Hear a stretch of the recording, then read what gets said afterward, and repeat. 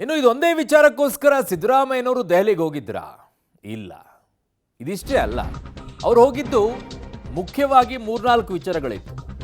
ಸಂಪುಟ ಪುನರ್ರಚನೆ ವಿಚಾರ, ಅದು ಸದ್ಯಕ್ಕಿಲ್ವಾ ಅನ್ನುವಂಥ ಪ್ರಶ್ನೆ ಬರ್ತಾ ಇದೆ. ಮುಖ್ಯಮಂತ್ರಿ ಸಿದ್ದರಾಮಯ್ಯನವರ ದೆಹಲಿ ಯಾತ್ರೆಯಲ್ಲಿ ರಾಹುಲ್ ಗಾಂಧಿ ಅವರನ್ನ ಮುಖ್ಯಮಂತ್ರಿಗಳ ಭೇಟಿ ಆದ ನಂತರ ಮೇ 23ರ ನಂತರ ದೆಹಲಿಗೆ ಬಂದಾಗ ಚರ್ಚೆ ಮಾಡೋಣ ಅಂತ ಹೇಳಿದ್ದಾರೆ. ಮೇ 23ರ ನಂತರ ಸರ್ಕಾರಕ್ಕೆ 2 ವರ್ಷ ಆಗುವವರೆಗೂ ಕೂಡ ಬದಲಾವಣೆ ಏನು ಬೇಡ ಅಂದಿದ್ದಾರೆ. 30 ತಿಂಗಳ ನಂತರ ಸಂಪುಟ ವಿಸ್ತರಣೆ ಮಾಡಿ ಅಂತ ಸಿಎಂ ಮನವಿಯನ್ನ ಮಾಡಿಕೊಂಡಿದ್ದಾರೆ. ಕಾರಣ ಇಲ್ಲಿರುವಂಥ ಅನೇಕ ನಾಯಕರುಗಳಿಗೆ ಆ ಭರವಸೆಯನ್ನು ಕೊಟ್ಬಿಟ್ಟಿದ್ದಾರೆ. ಅವ್ರಿಗೊಂದಿಷ್ಟು ಅರ್ಧ, ನಿಮಗೊಂದಿಷ್ಟು ಅರ್ಧ ಅನ್ನೋ ರೀತಿಯಲ್ಲಿ ಎಲ್ಲರನ್ನೂ ಸಮಾಧಾನ ಮಾಡಬೇಕಲ್ಲ. ಹಾಗೆ ಸೊ ವೇಣುಗೋಪಾಲ್ ಅವರ ಜೊತೆಗೆ ಚರ್ಚಿಸಿ ಹೇಳೋದಾಗಿ ರಾಹುಲ್ ಗಾಂಧಿ ಅವರು ತಿಳಿಸಿದ್ದಾರಂತೆ. ಸೊ ಈಗ ಯಾರೆಲ್ಲ ಆಸೆಗಳನ್ನು ಇಟ್ಕೊಂಡು ಕೂತಿದ್ರು, ಯಾರೆಲ್ಲ ಕರ್ಚೀಫು, ಟಾವೆಲು, ಬೆಡ್ಶೀಟು ಯಾರೆಲ್ಲ ಹಾಕ್ಕೊಂಡು ಕೂತ್ಕೊಂಡಿದ್ರು ಕುರ್ಚಿಗೆ, ಅವರೆಲ್ಲ ಒಂದು ಸ್ವಲ್ಪ ಕಾಯಬೇಕು ಏನಾಗುತ್ತೆ ಅನ್ನುವಂಥದ್ದನ್ನು. ಸ್ವಲ್ಪ ಉಸಿರು ಬಿಗಿ ಹಿಡ್ಕೊಂಡು ಕೂತ್ಕೊಳ್ಳಿ, ಉಸಿರಾಡಿ ಮತ್ತು ಬಿಗಿ ಹಿಡ್ಕೊಂಡು ಕೂತ್ಕೊಂಡು ಮತ್ತೆ ಏನೋ ಸಮಸ್ಯೆ ಮಾಡ್ಕೊಳಕ್ಕೆ ಹೋಗಬೇಡಿ.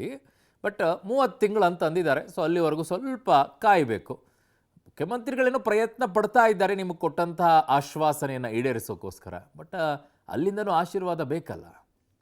ನೀವು ಪ್ರಾರ್ಥನೆ ಸಲ್ಲಿಸ್ಬೋದು, ನೀವು ಪೂಜಾರಿಗೆ ಹೇಳ್ಬೋದು, ಪೂಜಾರಿನೂ ದೇವ್ರಿಗೆ ಹೇಳ್ಬೋದು. ಬಟ್ ದೇವರಿಂದ ಆಶೀರ್ವಾದ ಬರಬೇಕಂದ್ರೆ ಸ್ವಲ್ಪ ಟೈಮ್ ಸಿಗಬೇಕಲ್ಲ ಕಾಂಗ್ರೆಸ್ನಲ್ಲಿ. ಹಾಗಾಗಿ ಈಗ ಪಾಪ ಯಾರೆಲ್ಲ ಕುರ್ಚಿ ಆಸೆ ಇಟ್ಕೊಂಡಿದ್ರು ಅವರೆಲ್ಲ ಅರ್ಚಕರಾಗಿರುವಂಥ ಸಿದ್ದರಾಮಯ್ಯವ್ರಿಗೆ ಹೇಳಿದ್ದಾರೆ. ಸಿದ್ದರಾಮಯ್ಯನವರು ಈಗ ಪೂಜೆ ಎಲ್ಲ ಮಾಡಿಬಿಟ್ಟು ಬಂದಿದ್ದಾರೆ. ದೇವರು ವರ ಕೊಡೋದು ಯಾವಾಗ ಅಂತ ನೋಡಬೇಕು. ಕಾಂಗ್ರೆಸ್ ಪಾಳ್ಯದಲ್ಲಿ ದೇವರು ಅಂತಂದರೆ ಅವರ ಹೈಕಮಾಂಡ್ನಲ್ಲಿರುವಂಥವ್ರಲ್ವಾ.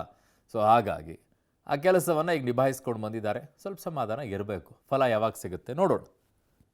ಸೊ ಮುಖ್ಯಮಂತ್ರಿ ಸಿದ್ದರಾಮಯ್ಯನವರ ದೆಹಲಿ ಯಾತ್ರೆಯಲ್ಲಿ ಇನ್ನೂ ಹಲವು ಬೆಳವಣಿಗೆಗಳು ಕೂಡ ಇದ್ದುವು ಅಲ್ಲಿ.